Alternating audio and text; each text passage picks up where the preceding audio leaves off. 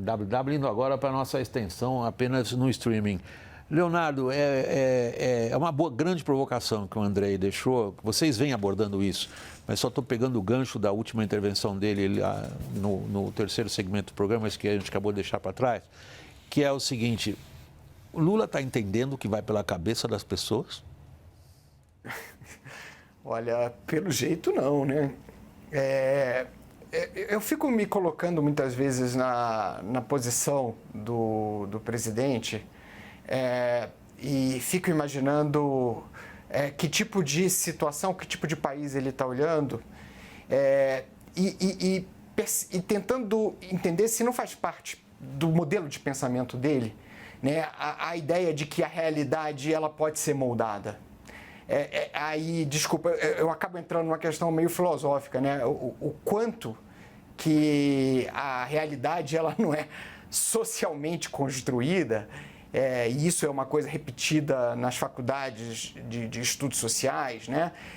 E o quanto o presidente ele não está levando essa questão ao pé da letra, né? No sentido de, olha, eu vou construir as coisas a partir do Estado, eu vou construir as coisas a partir das minhas iniciativas e apenas o meu posicionamento é suficiente para estimular comportamentos na direção que eu imagino.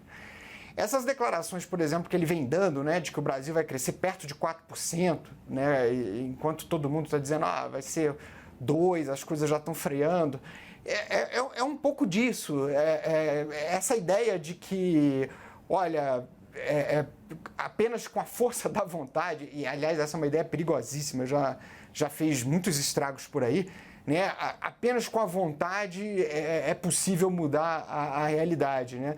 E isso está gerando talvez um grande colapso que está todo mundo vendo, que é o colapso da confiança, né? O colapso da credibilidade. E aí, se você não tem credibilidade, não importa o que você fala, não importa o que você faça, o custo para as pessoas se comportarem de determinado jeito, de se sentirem incentivadas a ir para um lado ou para o outro, é sempre muito maior.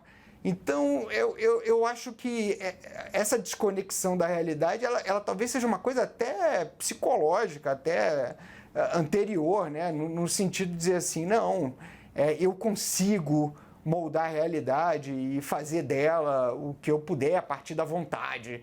É uma coisa meio esquisita, né?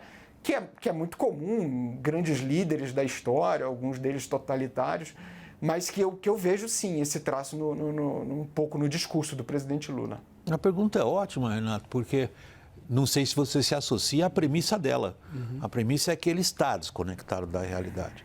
E aí a explicação para isso é se agarrar a ideias velhas.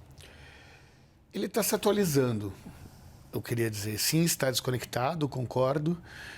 Mas muitas vezes... Por que ele está desconectado? O Lula passou 500 dias preso.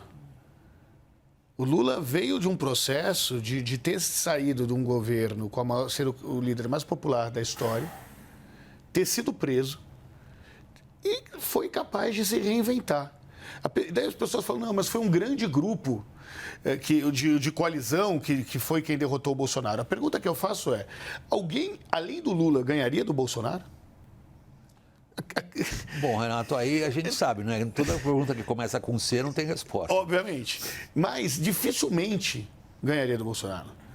Eu estou fazendo essa provocação porque desde 2014, William, algumas coisas que hoje aparecem como cenário já apareciam. Quando eu faço uma pergunta todo ano, desde 2014, quem é que pode te ajudar a melhorar de vida? Desde 2014 aparece eu, Deus e a minha família. E o governo aparece depois da sorte. Ou seja, as pessoas acreditam mais na sorte do que na capacidade do governo.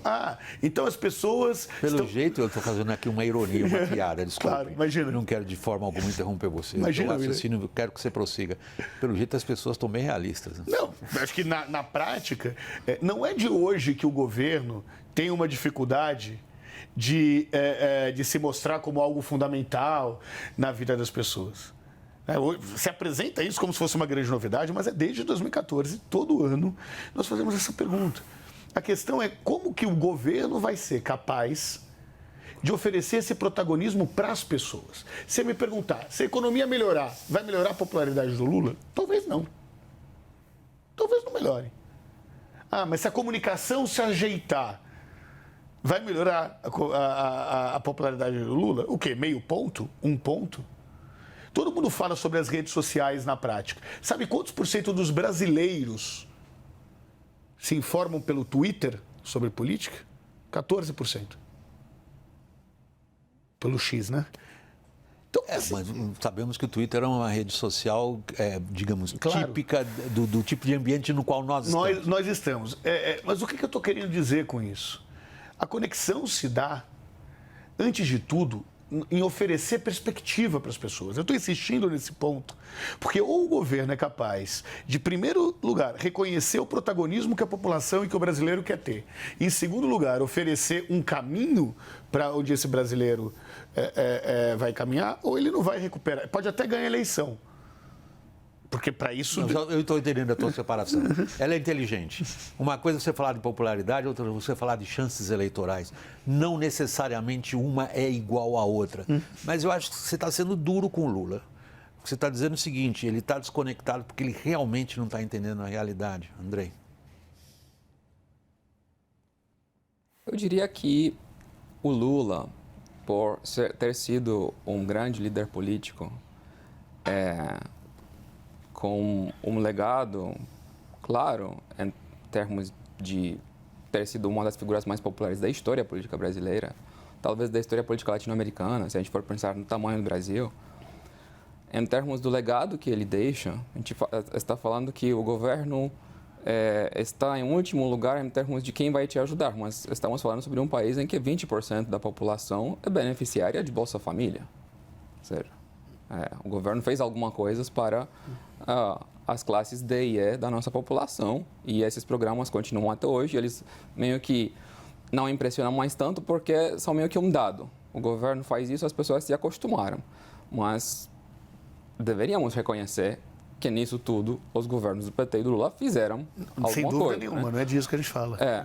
O problema, do meu ponto de vista, que o Lula tem é de meio que entender onde que tudo parou. Com essas perspectivas que eu estava dando, com esses programas sociais, com esse tipo de ajuda, com esse olhar mais carinhoso para o pobre, com um discurso humanista, com um discurso pacificador, eu conseguia ser um grande líder político. Ganhar eleições, eleger uma sucessora, né? A primeira mulher presidente do país. Não era uma grande política em termos de popularidade, mesmo assim ele conseguiu elegê-la. Um grande feito. Então, o que mudou? Né? Acho que nessa parte que o Lula está desconectado. Acho que ele não entende onde que o fio quebrou. O que eu estava fazendo certo e agora não está mais dando certo. E onde o fio quebrou, E o que eu posso... O fio quebrou porque o Brasil mudou. A sociedade não é mais a mesma. Na medida em que as pessoas progredem socialmente, ficam mais ricas, mudam de sonho, sinceramente. Você hoje tem uma nova TV, você já está pensando na próxima, que você vai comprar no próximo ano. Eu acho que as pessoas progredem também em termos de como que eles enxergam o papel do Estado.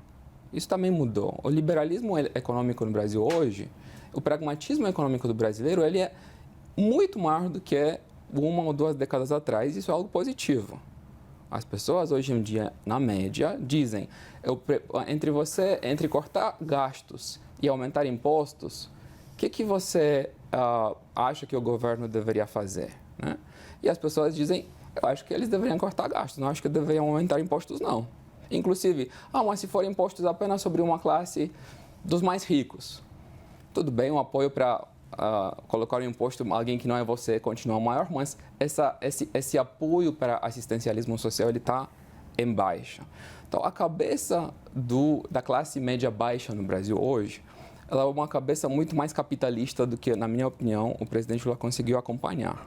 As pessoas não sonham em receber uma casa do governo, não enxergam isso como uma solução, até porque o governo não vai conseguir construir essas casas todas.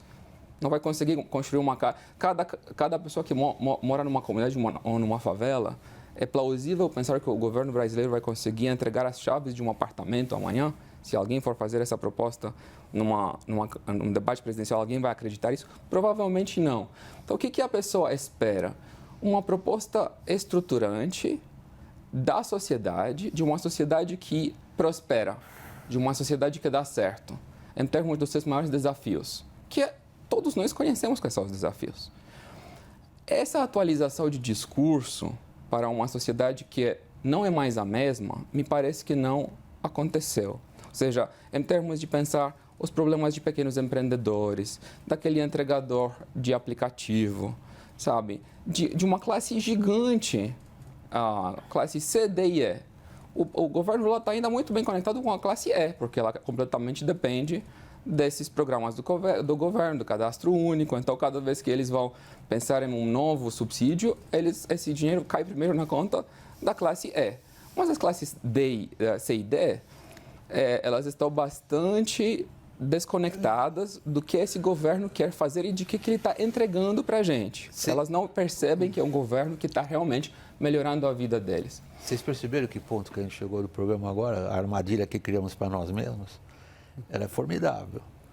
Diante de tudo que foi dito nessa quase hora do programa, eu vou encaminhando com essa pergunta um pouquinho mais para o final. Como explicar a altíssima competitividade do Lula nas próximas eleições? Isso é um fato dado. Ninguém que faz análise política assim, com empenho, com racionalidade, sem fazer torcida, que é o que a gente tenta aqui no WW, fazer análise política sem torcida. A gente quer trazer para as pessoas a visão e a interpretação dos dados da realidade. Óbvio, temos opiniões, mas a ideia é fazê-lo sem estar cumprindo uma missão político-partidária. Eu quero que este cara ganhe, eu quero que aquele cara perca. Não. Nenhum de nós tira o Lula da jogada como um personagem altamente competitivo nas próximas eleições. Sem dúvida. Como é que explica-se isso então, Leonardo? Olha, William, acho que o Renato trouxe aí algumas oportunidades. Essa questão, né, da competição do Lula, em tese, é a falta de alternativas, né? E isso eu acho que explica bastante coisa. O mercado, a gente muitas vezes acha que o processo político ele se organiza a partir da demanda, né? Ou seja, se as pessoas querem líderes novos, A, B, C, D e E, esses líderes vão surgir. Mas, na verdade, o mercado político ele acontece muito pela oferta, né? Ou seja, é aquilo que os partidos políticos têm para oferecer e ponto, né? O presidente Lula, ele é uma espécie daquele líder que o pessoal chama, né, líder mangueira, aquela árvore, né? Ele não deixou crescer nada embaixo. Você não tem sucessores claros.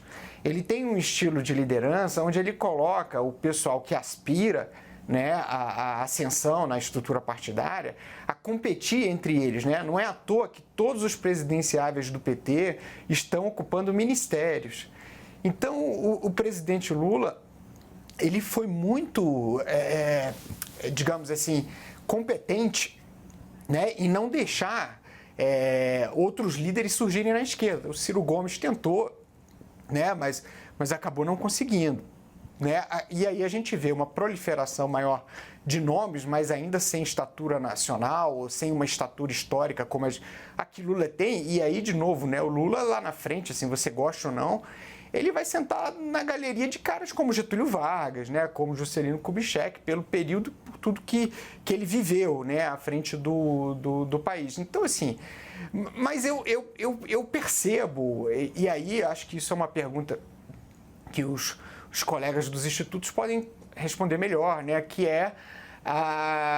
será que o Lula baixou pela primeira vez do piso histórico dele nessas semanas, nesse mês, ou seja, e acho que essa inclusive é a informação que pode ter suscitado a ideia desse programa, né? Mas o que eu entendo o Lula se mantém assim porque eu acho que o mercado de oferta de políticos, especialmente por parte da esquerda, né, é um mercado ainda muito limitado, é uma oferta muito limitada. Do ponto de vista da análise política, é a grande questão, Renato, sem dúvida, para você e para o Andrei. Quer dizer, se considerados todos os dados que foram discutidos aqui nessa edição do WW Especial, como se explica que Lula seja tido pelos operadores políticos unanimemente como um personagem das maiores relevâncias para as próximas eleições. Muita gente fica bravo, fica achando que a gente está torcendo que ele seja. Não, isso é um dado da realidade. Ninguém tira o Lula da mesa. Primeiro que reeleição foi feito para reeleger. Então não podemos subestimar o papel que o processo de reeleição de um candidato com a máquina faz. Quando eu falo que dificilmente o Lula, ou qualquer outro candidato, senão o Lula, venceria o Bolsonaro, porque ele já foi presidente da República nesse processo. Então, nós tivemos o maior número de reeleição de incumbentes nas eleições municipais da história. A primeira questão ele é o presidente em exercício, um presidente que foi eleito diferente do Temer, que estava com a popularidade lá embaixo, nunca teve voto, mas é um presidente que foi eleito e que joga sendo titular nesse processo. 2, é muito difícil você ter um adversário que tem a estatura que o Lula tem. Num cenário em que Bolsonaro não pode competir. Nós vimos que a candidatura de direita, que de fato podem ter vencido a eleição, eu falo que quem venceu foi Centrão, né? A esquerda pode ter perdido, mas quem venceu é uma luta. As candidaturas de direita se dividiram. Quem venceu foi a direita incumbente, não foi a direita radicalizada na eleição municipal. E tem um outro fator, é um erro, e para mim é o maior erro que a oposição faz, é subestimar a capacidade que o Lula tem de se reinventar. Ele já fez isso ao longo da sua história algumas vezes. Então, sabe aquele trecho da música do Jorge Aragão, respeite quem pôde chegar onde a gente chegou? O Lula chegou. O Lula, como disse o Léo, vai estar do lado de Getúlio Vargas, vai estar do lado de JK na história dos presidentes da República. Então, calma. Deixa eu dar a oportunidade a você de responder essa mesma questão, André, e com aí a gente vai encerrar essa edição. Como explicar a resiliência do Lula?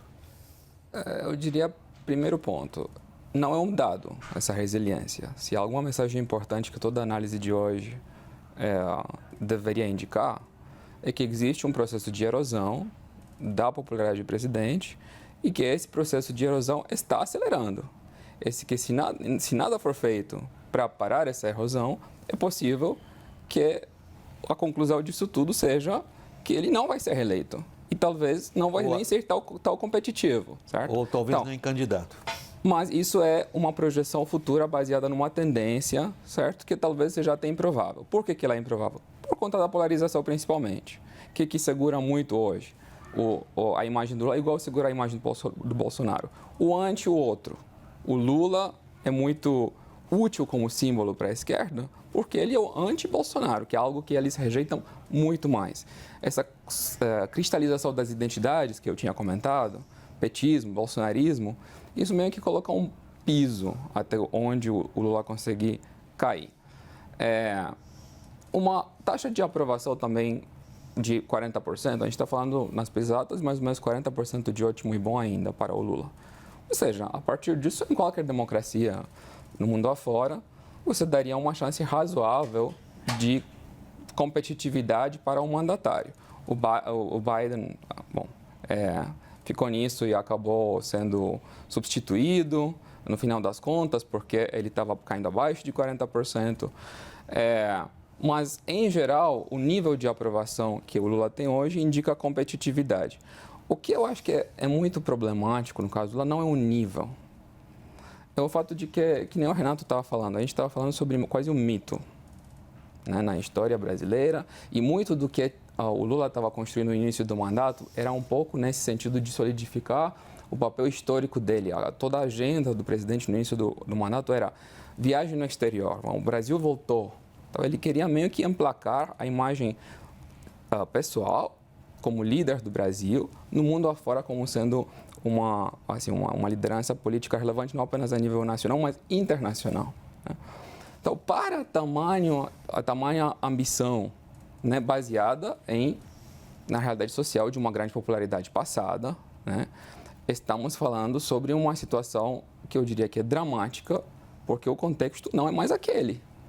Uma coisa era o Lula com 70% de aprovação, completamente outra coisa é o Lula com 40%. Né? Essa queda que impressiona, não é o nível de 40%, em termos de que ele vai ser competitivo, ele vai chegar no segundo turno, ele até pode talvez ganhar a próxima eleição, pode até ser com alguma facilidade, dependendo de quem for chegar no segundo turno com ele. Né? A questão não é essa que acho que ancora toda a nossa discussão. A questão é que existia esse grande sonho, né? Que o Lula, de fato, englobava um grande sonho do país, não era apenas o Lula, era meio que o sonho do Brasil dando certo. Que na medida que o Lula chegou a essa crise de popularidade, isso meio que engloba uma desconfiguração, uma erosão, uma pulverização desse sonho. Não é mais o Brasil que deu certo, é um Brasil incerto. E um Brasil também meio que dividido, onde não se entende direito qual que é a direção que a gente quer seguir, quais são as nossas prioridades, qual é o nosso grande sonho, qual é o futuro que une os brasileiros em torno de um destino comum. Para derrotar o Lula, alguém teria que ser capaz disso. Andrei, muito obrigado. Muito obrigado mesmo. Eu sei que você passou por uma situação pessoal muito chata, toda a nossa solidariedade, ninguém gosta de ser roubado, assaltado como você foi, e ainda assim você veio aqui participar do programa. Obrigado pela tua compostura psicológica de encarar uma discussão como a gente fez aqui, que é ampla. Vou ver como pego tendo carro passado agora por uma situação, pessoal tão chata como essa. Obrigado, Andrei. Muito chato. Igualmente, Renato, muito obrigado, Renato Meirelles, pelo tempo que você dedicou a nós. Sei como é que é a tua agenda, você quase uma tarde inteira aqui para participar do programa. E Leonardo Barreto, muito obrigado pela sua presença aí no nosso estúdio em Brasília e pela participação no WW. Eu que agradeço, pessoal. Um abraço. Pessoal, essa edição está chegando ao fim. Eu queria agradecer muito a você que nos acompanha. E até a próxima.